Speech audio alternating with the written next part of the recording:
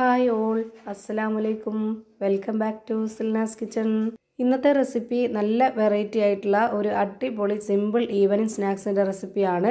വളരെ എളുപ്പം തയ്യാറാക്കിയെടുക്കാൻ പറ്റുന്ന നല്ല ഈസി ആയിട്ടുള്ള ഒരു അടിപൊളി ഈവനിങ് സ്നാക്സിൻ്റെ റെസിപ്പിയാണ്. അപ്പോൾ ഇതെങ്ങനെയാണ് തയ്യാറാക്കുന്നതെന്ന് അറിയാനായിട്ട് വീഡിയോ സ്കിപ്പ് ചെയ്യാതെ മുഴുവനായിട്ടൊന്ന് കണ്ടു നോക്കണേ. റെസിപ്പിയിലോട്ട് കടക്കുന്നതിന് മുമ്പായി സിൽനാസ് കിച്ചൺ ചാനൽ ആദ്യമായിട്ട് കാണുന്നവരാണെങ്കിൽ പ്ലീസ് ഒന്ന് സബ്സ്ക്രൈബ് ചെയ്തേക്കണേ. ഒപ്പം തന്നെ ഈ വീഡിയോസ് നിങ്ങൾക്ക് ഇഷ്ടപ്പെടുകയാണെങ്കിൽ ഒരു ലൈക്ക് ചെയ്ത് ഷെയർ ചെയ്ത് സപ്പോർട്ട് ചെയ്യാനും മറക്കരുത്.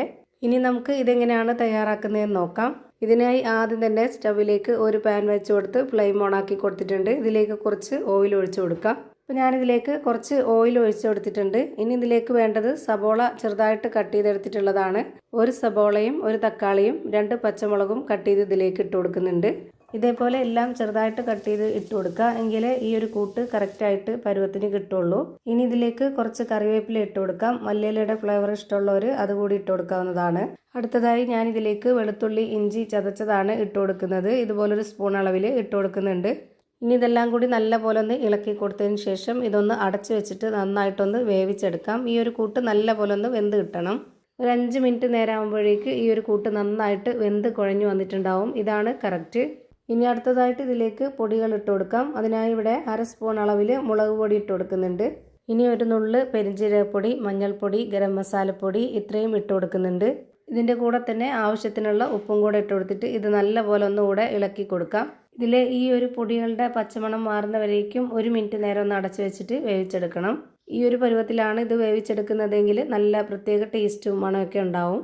1 മിനിറ്റ് സമയം കഴിഞ്ഞിട്ടുണ്ട്. ഇനി ഇതൊന്ന് തുറന്ന് നോക്കാം. ഇപ്പോൾ ഇതാ കറക്റ്റ് പരുവായിട്ടുണ്ട്. ഇനി വേണ്ടത് നമുക്കിതിലേക്ക് 2 കോഴിമുട്ട പൊട്ടിച്ചൊഴിച്ച് കൊടുക്കാം. എന്നിട്ട് ഈ ഒരു മസാലയോട് കൂടി തന്നെ ഇത് നന്നായിട്ട് ഇതുപോലെ ഇളക്കി കൊടുക്കാം. ഇനി ഇത് ഒരുപാടിട്ട് വേവിച്ചെടുക്കാതെ ഈ ഒരു മുട്ടയായിട്ട് വെന്തിട്ട് ഒരു കുഴഞ്ഞ പരുവത്തിലാവുന്ന സമയത്ത് നമുക്കിത് ഓഫ് ചെയ്ത് കൊടുക്കാം. ഇപ്പോൾ ഇതാ ഞാൻ നല്ല പോലെ ഈ ഒരു മസാലയും മുട്ടയൊക്കെ ആയിട്ട് ഇളക്കി കൊടുത്തിട്ടുണ്ട്. ഈ ഒരു പരുവാകുമ്പോൾ ഞാൻ ഇതിൻ്റെ ഫ്ലെയിം ഓഫ് ചെയ്ത് കൊടുക്കുകയാണ്. ഇനി അടുത്തതായിട്ട് ഞാനിവിടെ ഒരു പാത്രത്തിലേക്ക് 2 കോഴിമുട്ട പൊട്ടിച്ചൊഴിച്ച് കൊടുക്കുന്നുണ്ട്. ഈ മുട്ടയ്ക്ക് ആവശ്യത്തിനുള്ള ഉപ്പും കൂടെ ഇട്ട് കൊടുത്തതിന് ശേഷം ഇത് നല്ല പോലെ ഒന്ന് ഇളക്കിയെടുക്കുന്നുണ്ട്. ഒരു ഫോർക്ക് സ്പൂൺ വെച്ചിട്ടോ അല്ലാന്നുണ്ടെങ്കിൽ ഒരു വിസ്ക് വെച്ചിട്ടോ നന്നായിട്ടൊന്ന് അടിച്ചെടുക്കാം. എത്രത്തോളം നന്നായി അടിച്ചെടുക്കാൻ പറ്റുമോ അത്രയും നന്നായിട്ട് അടിച്ചെടുക്കുക. ഇനി ഇതിലേക്ക് മെയിനായിട്ട് വേണ്ടത് റസ്ക് ആണ്. ഞാനിവിടെ ഒരു പാക്കറ്റ് റസ്ക് എടുത്തിട്ടുണ്ട്. വളരെ ചെറുതാണ് എടുത്തിട്ടുള്ളത്. ഈ ഒരു റസ്ക് എടുത്ത് ഈ മുട്ടയിലൊന്ന് മുക്കിയെടുക്കുന്നുണ്ട്. തിരിച്ചും മറിച്ചും ഇതുപോലെ ഇട്ട് നല്ലപോലെ ഒന്ന് മുക്കിയെടുത്തിട്ടുണ്ട്. ഇനി ഇതിലേക്ക് വെച്ച് കൊടുക്കേണ്ടത് നമ്മൾ നേരത്തെ റെഡിയാക്കി വെച്ചിട്ടുള്ള ആ ഒരു കൂട്ട് ഇതിലേക്ക് വെച്ച് കൊടുക്കാം. അത് ആവശ്യത്തിന് വെച്ച് കൊടുത്തതിന് ശേഷം ഒരു റസ്ക് കൂടെ എടുത്തിട്ട് നമ്മൾ ഈ ഒരു മുട്ടയിലേക്ക് മുക്കിയെടുക്കുക. എന്നിട്ട് ഇതിന് മുകളിലേക്കായിട്ട് വെച്ച് കൊടുത്തിട്ട് നല്ല പോലെ ഒന്ന് പ്രസ് ചെയ്ത് കൊടുക്കണം. ഇപ്പോൾ ഇതാ നന്നായിട്ട് പ്രസ് ചെയ്ത് പിടിച്ചിട്ടുണ്ട്. ഈ ഒരു പരുവത്തിൽ നമ്മൾ എത്ര എണ്ണമാണോ റെഡിയാക്കി എടുക്കാനുള്ളത് അത്രയും റെഡിയാക്കി എടുക്കണം. ഞാനിപ്പോൾ ഇവിടെ ഒരെണ്ണവും കൂടെ ചെയ്ത് കാണിക്കുന്നുണ്ട്. അതിനായിട്ട് ഒരു റസ്ക് എടുത്ത് ഇവിടെ മുട്ടയിലൊന്ന് മുക്കിയെടുത്തു. എന്നിട്ട് അതിലേക്ക് ആ ഒരു കൂട്ട് കുറച്ച് വെച്ച് കൊടുത്തതിന് ശേഷം വീണ്ടും ഒരു റസ്ക് എടുത്തിട്ട് ഇതുപോലെ മുട്ടയിലൊന്ന് മുക്കിയെടുത്തിട്ട് അതിന് മുകളിലേക്ക് വെച്ച് കൊടുത്തിട്ട് നന്നായിട്ടൊന്ന് പ്രസ് ചെയ്ത് പിടിച്ചിട്ടുണ്ട്. ഇനി ചൂടായി വന്ന പാനിലേക്ക് കുറച്ച് എണ്ണയോ ഓയിലോ അല്ലെങ്കിൽ നെയ്യോ എന്തെങ്കിലും ഒന്ന് സ്പ്രെഡ് ആക്കിയതിന് ശേഷം അതിലേക്ക് ഓരോന്നോരോന്നായി ഇതുപോലെ വെച്ച് കൊടുക്കാവുന്നതാണ്. ഒരുപാട് നേരിട്ട് വേവിക്കേണ്ട ആവശ്യമില്ല. ലോ ഫ്ലെയിമിൽ ഇട്ട് കൊടുത്തിട്ട് 1 മിനിറ്റ് നേരം മാത്രം ഒന്ന് ഒരു ഭാഗം ചൂടാക്കി എടുത്താൽ മതി.